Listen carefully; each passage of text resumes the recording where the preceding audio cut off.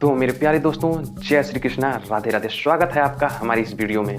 और जो लोग राजनीति में जरा सा भी दिलचस्पी दिखाते हैं, यह वीडियो उनके लिए बहुत ही खास होने वाली है। मैं आपको धीरे धीरे बताते चलूंगा कि भारत देश की इतनी बड़ी आबादी को कैसे कुछ चुनिंदा लोग ही कंट्रोल करते हैं। तो मेरे प्यारे दोस्तों, जैसा आप सभी लोगों को पता होगा कि भारत में 543 सांसद हैं, यानी 543 सांसद हैं, और भारत में कुल 28 राज्य हैं और हर राज्य के लिए एक एक मुख्यमंत्री है। भारत में कुल 8 केंद्र शासित प्रदेश हैं, जिसमें से 2 केंद्र शासित प्रदेशों को अपना मुख्यमंत्री और विधानसभा रखने का अधिकार है संविधान के प्रावधान के अनुसार, जिसमें दिल्ली और पांडुचेरी है। दिल्ली में भले ही उनको अपना मुख्यमंत्री और विधानसभा रखने का अधिकार है, लेकिन वहाँ की भूमि और कानून की व्यवस्थाओं पर अधिकार केंद्र सरकार का ही है। अगर इसमें मुख्यमंत्रियों की संख्या देखी जाए तो भाजपा पार्टी के 13 मुख्यमंत्री और कांग्रेस से 3 मुख्यमंत्री और आम आदमी पार्टी से 2 मुख्यमंत्री, और जो भी मुख्यमंत्री हैं अलग अलग पार्टियों के मुख्यमंत्री अलग अलग राज्य में हैं। अगर सांसदों की संख्या देखी जाए तो भारतीय जनता पार्टी के 240, कांग्रेस के 99, समाजवादी पार्टी के 37, डीएमके के 22, टीडीपी के 16 और जेडीयू के 12। इस तरह से कई छोटे छोटे दल भी हैं जिनके 1-1, 2-2 सांसद हैं। मुख्य रूप से एनडीए यानी भाजपा के पास 293 सांसद हैं और इंडिया यानी कांग्रेस, इसके पास 233 सांसद हैं और इसमें कुछ निर्दलीय भी शामिल हैं। अब इस वीडियो को ध्यान से देखिएगा कि आखिर भारत में 140 से 143 करोड़ की इस आबादी को कुछ चंद लोग कैसे कंट्रोल कर रहे हैं। मैं ऐसा क्यों कह रहा हूं, यह आपको धीरे धीरे वीडियो में जरूर पता चल जाएगा। तब तक के लिए आप मेरे चैनल को सब्सक्राइब कर लीजिए। भारत में कुल 543 सांसद, एनडीए यानी बीजेपी के 240 और कुछ दलों के सहयोग से कुल मिलाकर 293 सांसद बीजेपी के हैं, और इंडिया गठबंधन यानी कांग्रेस के 99 सांसद, कुछ दलों के सहयोग से कुल मिलाकर 233 सांसद। अगर देखा जाए तो कुल मिलाकर 10 से 12 राजनीतिक पार्टियों के ही सांसद हैं। कुछ निर्दलीय को छोड़ दें तो हर पार्टी के सांसद, मुख्यमंत्री या विधायक जो भी हैं उस पार्टी के, कहीं ना कहीं वह अपने दल के मुखिया की ही बात मानते होंगे, अपने दल के मुखिया के ही नेतृत्व में कार्य करते होंगे, उनके आदेश अनुसार ही कार्य करते होंगे, और कोई भी कार्य होता होगा तो उनके नेतृत्व में ही होता होगा। भारत में कुल राष्ट्रीय पार्टियां 6 हैं। अगर राज्य स्तर पर देखा जाए तो कुल 58 पार्टियां हैं।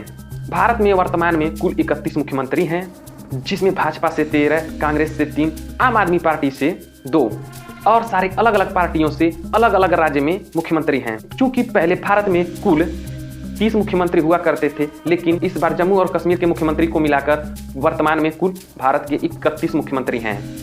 अब राज्य स्तरीय और राष्ट्रीय स्तरीय कुल मिलाकर 64 दल होते हैं। हालांकि जहां तक मैंने कोशिश की है अधिक से अधिक जानकारी आप लोगों तक पहुंचा सकूं, इसमें कुछ इधर उधर भी हो सकता है। तो अगर इसके हिसाब से देखा जाए तो भारत की 140 से 143 करोड़ की आबादी को मात्र 64 लोग ही कंट्रोल कर रहे हैं। भारत में विधायक, मुख्यमंत्री, जिला अध्यक्ष, ब्लॉक प्रमुख या यहाँ तक कि ग्राम प्रधान पर भी एक तरह से कहा जाए तो इन्हीं पार्टियों का कंट्रोल है। देश में कुल 4120 विधायक हैं, 766 जिला अध्यक्ष हैं और 7161 ब्लॉक प्रमुख हैं, और प्रत्येक ग्राम पंचायत के अनुसार प्रधानों की संख्या 2.5 लाख है। अगर एक तरह से देखा जाए तो 2,52,000 के लगभग लोगों का कंट्रोल पूरे भारत पर है, जो कि भारत की आबादी 140 से 43 करोड़ है। 140 से 143 करोड़ है। एक तरह से देखा जाए तो जो पार्टियां सत्ता में हैं उनका ही कंट्रोल पूरे देश पर है। अगर राष्ट्रीय स्तर पे देखा जाए, राष्ट्रीय और राज्य को मिलाकर देखा जाए तो लगभग बीजेपी का कंट्रोल सबसे ज़्यादा है। हालांकि बीजेपी सत्ता में है तो इसलिए बीजेपी का कंट्रोल ज़्यादा होगा, लेकिन यहाँ पर बीजेपी के सांसद भी काफ़ी ज़्यादा हैं और बीजेपी पार्टी के मुख्यमंत्री से लेकर विधायक तक आप सोच सकते हैं, अगर बीजेपी पार्टी के मुख्यमंत्री ज़्यादा हैं तो जाहिर सी बात है कि विधायक ज़्यादा होंगे ही। तो आप सोच सकते हैं कि देश पर सबसे ज़्यादा कंट्रोल किसका है, फिर ये राज्य सरकार की बात हो या केंद्र सरकार की बात हो। जैसा हम सभी जानते हैं कि देश के विकास के लिए हमें एक अच्छे नेता और अच्छे प्रतिनिधि की जरूरत होती है, ताकि देश की अर्थव्यवस्था, देश का विकास, देश के लोगों का विकास अच्छी तरह से हो सके। वित्त वर्ष की तरफ भी अगर एक नज़र डालें तो 2014 से 15 में देश का कुल कर्जा 55 लाख करोड़ था। भाजपा के 10 साल शासन करने के बाद यह कर्जा 55 लाख करोड़ से बढ़कर 155 लाख करोड़ रुपए हो गया। 2024 से 25 के लिए वित्त मंत्री निर्मला सीतारमण ने जुलाई में बजट पेश किया।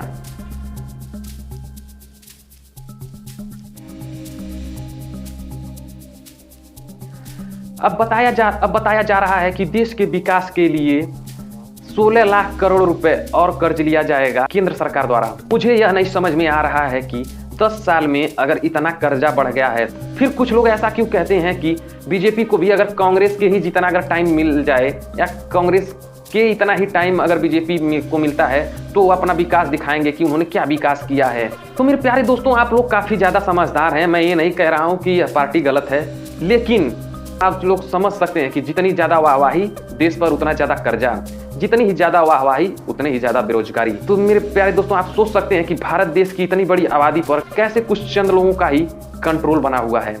बाकी देश का विकास हो ही रहा है। तब तक के लिए जय हिंद, जय भारत। आप लोगों का बहुत बहुत धन्यवाद वीडियो देखने के लिए। वीडियो अच्छी लगी हो तो वीडियो शेयर करें और वीडियो को लाइक